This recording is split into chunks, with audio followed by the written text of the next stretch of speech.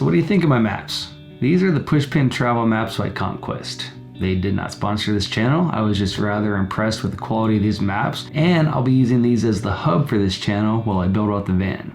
They call this style of map the Golden Age. I went with this look because it gives off that old artifact looking, made with animal skin aged, lost at sea, treasure hunter, true north sort of vibe. I just couldn't pass it up.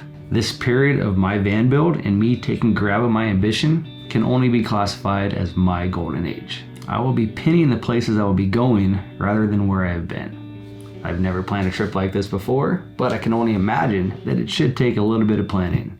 Back in the day, I had this book, 1,000 Places to See Before You Die, and I always thought, how many of those places can you access with a vehicle? That got me thinking. Obviously, if you were to break it down, you went to one a day, do the math, it would be nearly, 3 years to complete? And then you would have to factor in drive time. Give yourself a few days travel in between destinations, and before you know it, you would have a 10-year road trip. Now that's not the route I'm looking for. It would be fun, don't get me wrong, but part of this itinerary, part of this trip that I'm putting together, it's going to be being at a certain point at a particular time of the year that will be scheduled mainly around the animals and their behavior. Perfect example, the Colorado elk rut in September.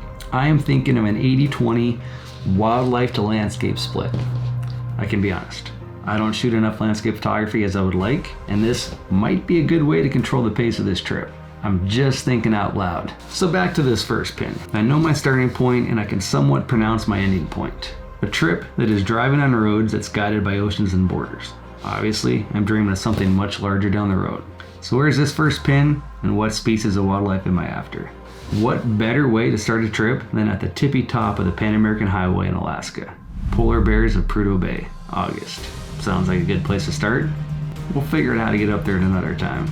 Let's stick another pin, shall we? Push another pin. Let's bookend this trip. Bookend.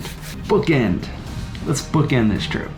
Let me point out, if this van ends up how I want it to end up, and I'm able to trade some ammo prints for diesel and food, there's a good chance this trip will never end. It's kind of funny, huh? I might actually drive to those 1,000 places, maybe write a book about how many of them you can drive a van to.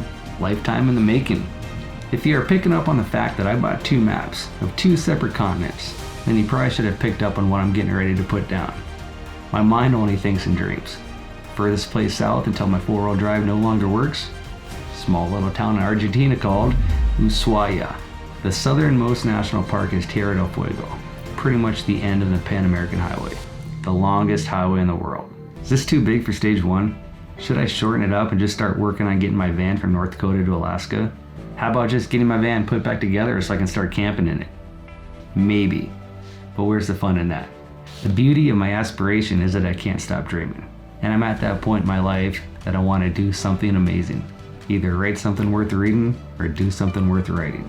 Starting now. If you like this video, give it a giant thumbs up. It helps me out a lot. If you want to help plan a wildlife adventure down the entire Pan American Highway, well, you better click that subscribe button. If you want to see an ambulance get turned into an earth roamer, smash that notification bell. Or, if you just want to see my mustache grow a little bit longer, well, then I'll see you in the next video. Dude. What was that? What was that?